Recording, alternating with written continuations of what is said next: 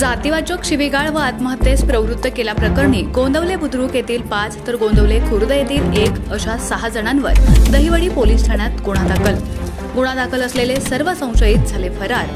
त्यांच्या अटकेसाठी दहिवडी पोलिसांची टीम रवाना। गोंदवले खुर्द येथील सूरज सुनील शिलवंत यानं आपल्या राहत्या घरी गळफास घेऊन आत्महत्या केली। सूरजला आत्महत्येस प्रवृत्त केल्याप्रकरणी तसेच जातीवाचक शिवीगाळ केल्याप्रकरणी गोंदवले बुद्रुक येथील 4 तर गोंदवले खुर्द येथील 1 जणांवर दहिवडी पोलीस ठाण्यात गुन्हा दाखल करण्यात आलाय।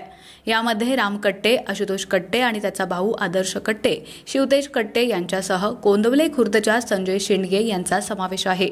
पोलिसांनी दिलेल्या माहितीनुसार वरील 5 जणांनी आपापसात संगनमत करून उसने दिलेल्या पैशाचे व्याज दिले असताना आणखी व्याजाची मागणी करून ते व्याजाचे पैसे परत मिळत नाहीत। या कारणावरून मयत सूरज सुनील शिलवंत याच्या घरी जाऊन त्याचे तसेच त्याच्या वडील सुनील शिलवंत यांना तुमची जातच अशी फसवत असते असे जातीवाचक बोलून त्यांना अपमानित करत शिवीगाळ केली।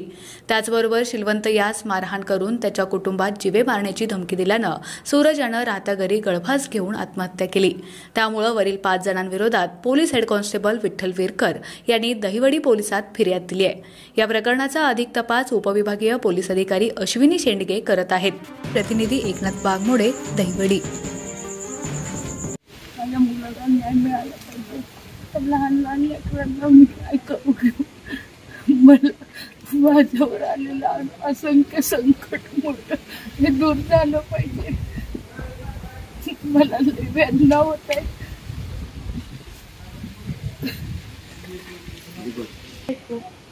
मी या 3 लेकरांचं काय करू? त्यांनी थोडा सुद्धा विचार केला नाही की त्याची पोर काय करते म्हणून। त्यांच्या पट्ट्या वगैरे सगळ्या काढून घेतल्या। मुलाचा वाढदिवस होता तेव्हा मी त्यांच्याकडे माझ्या मिस्टरांकडे मी पट्ट्या दिल्या होत्या पॉलिश काढायला, ते सुद्धा त्यांनी काढून घेतल्या हाणामारी करून। आरोपांना करा शिक्षा द्या, नाही तर माझ्या जीवाचं पोरांचं काय करून घे।